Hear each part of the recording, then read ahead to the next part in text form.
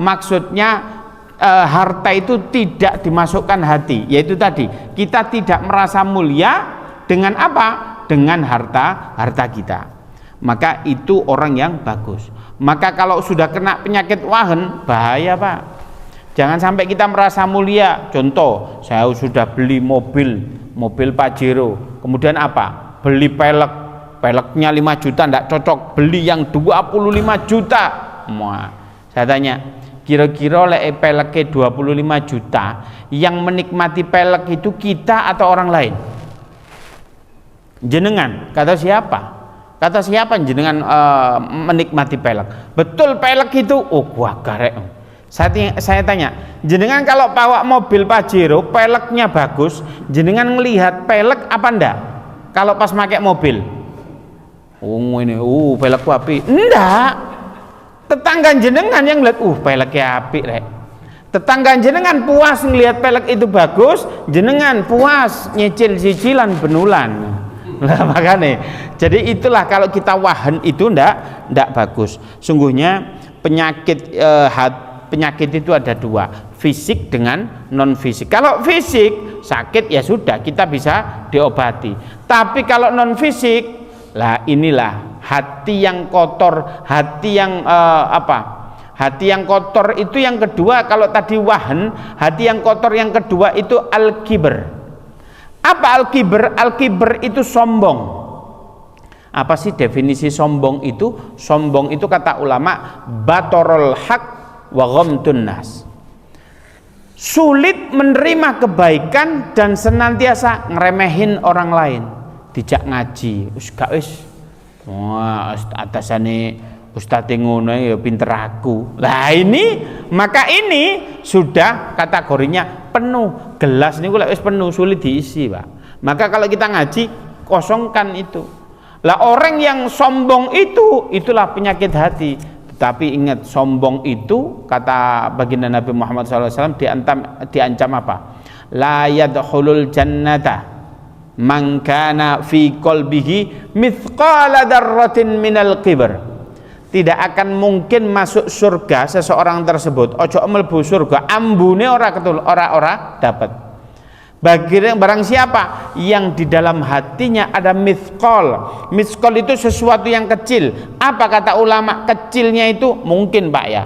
Sekarang kategori mithqal itu artinya bukan biji sawi. Kalau biji sawi dulu itu memang kecil Pak. Tapi sekarang ada namanya atom. Atom itu lebih kecil. Ada yang lebih kecil daripada atom, nano atom. Berarti apa? Cuwilik banget. Bahkan kalau jenengan ngukurnya, kalau ini pintu dibuka, ono debu, kena sengingit, debunya kelihatan, tapi nggak bisa dipegang, saking kecilnya Pak. Kalau ada sesuatu yang kecil itu dari sifat kibr, maka Anda tidak masuk surganya Allah Subhanahu wa taala. Loh, makanya lek ono sombong titik ae, maka kita tidak akan masuk surga. Oleh karena itu, ayo kita bersihkan hati-hati kita ini.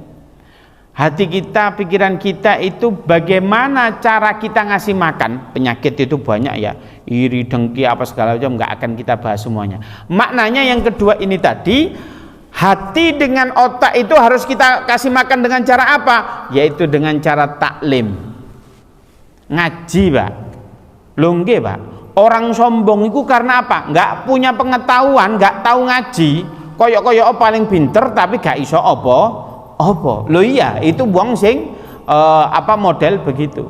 Sehingga kalau ada orang yang kiber, ya karena nggak tahu ngaji. Ada orang yang punya penyakit hubbud dunya, ya nggak tahu ngaji. Kalau dia ngaji taklim, insya Allah bersih. Maka otak itu dengan hati itu tidak ada lain caranya dengan cara apa? Yaitu kudu sregep ngaji, melok pengajian. Kalau yang pertama jasad, yang kedua hati dengan pikiran. Kalau jasad dikasih makan yang halal dengan olahraga, kalau hati dengan otak ini kita kasih makan dengan cara taklim. Ono wong otake pinter jarang taklim, lek ngomong gak nyambung Pak. Lek ngomong gaya hukum saene dhewe, enggak kok. Saiki ku menurut saya pribadi, orangnya begitu. Menurut saya pribadi enggak begitu. Mas, sama ini dalam urusan agama kok iso berpendapat? Sama ini ku sopo? Loh itu loh, orang itu nggak boleh, ngapain kita berpendapat? Agama itu sudah ada pakemnya, diajarkan oleh Rasulullah. Yang berpendapat ya ulama kelasnya.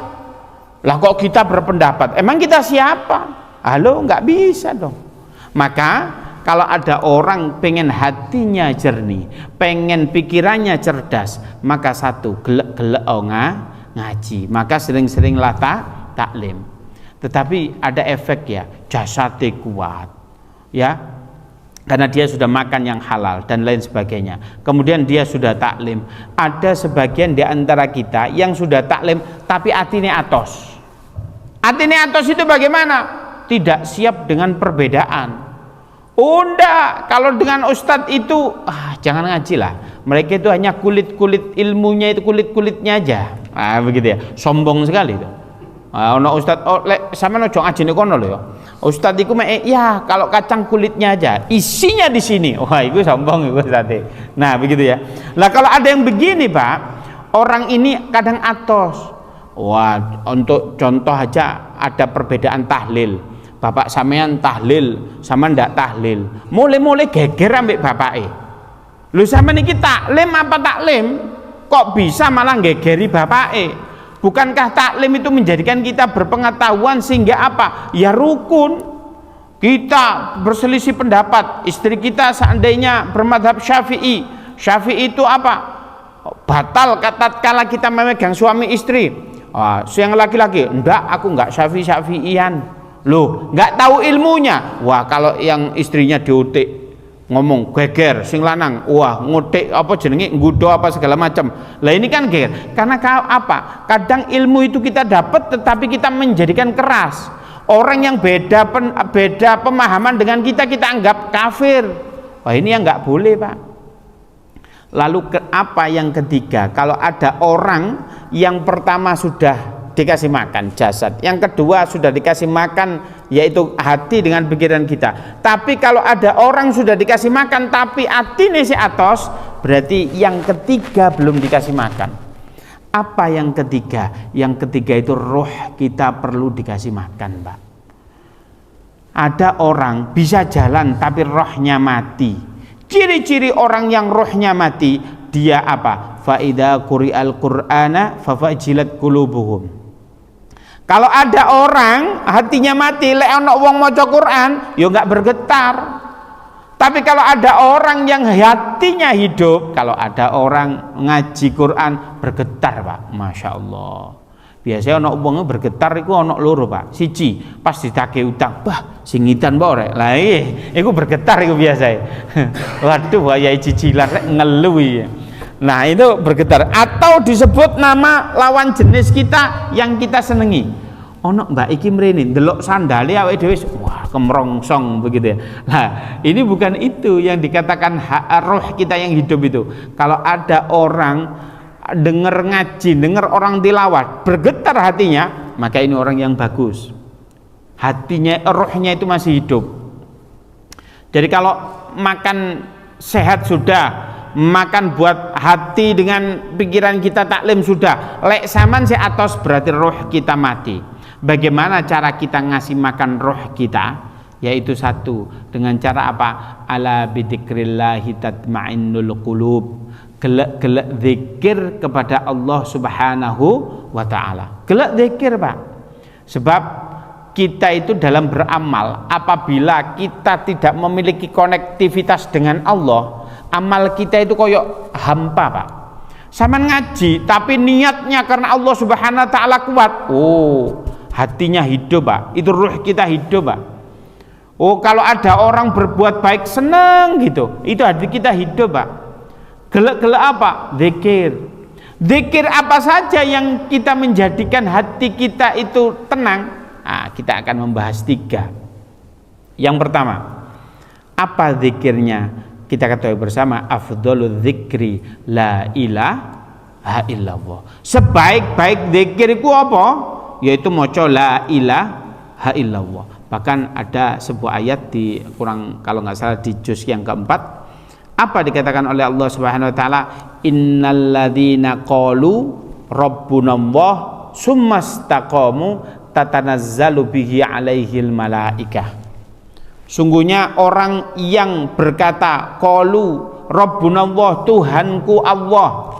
Bahasa lain Tuhanku Allah itu apa? La ilaha illallah. Bahasa lain kan ya Tuhanku Allah, Tuhanku Allah. Ya bahasa lainnya ya la ilaha illallah.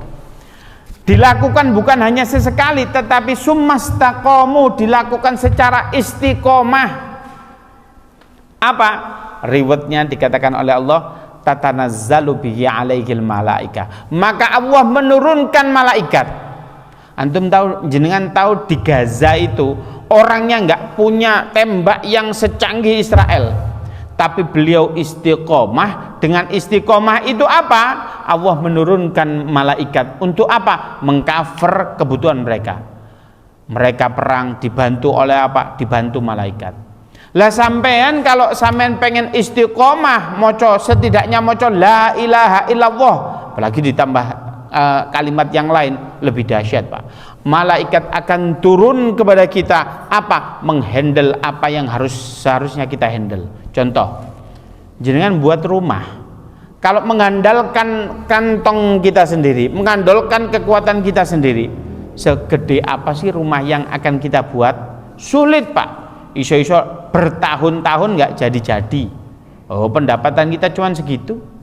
Tapi bayangkan kalau kita bikin rumah tapi yang menghandle malaikat Pak, insinyure malaikat, kira-kira cepet jadi apa enggak? Loh, cepet jadi Pak. Makanya kalau orang zikir yang istiqomah la ilaha illallah, udah dahsyat Pak.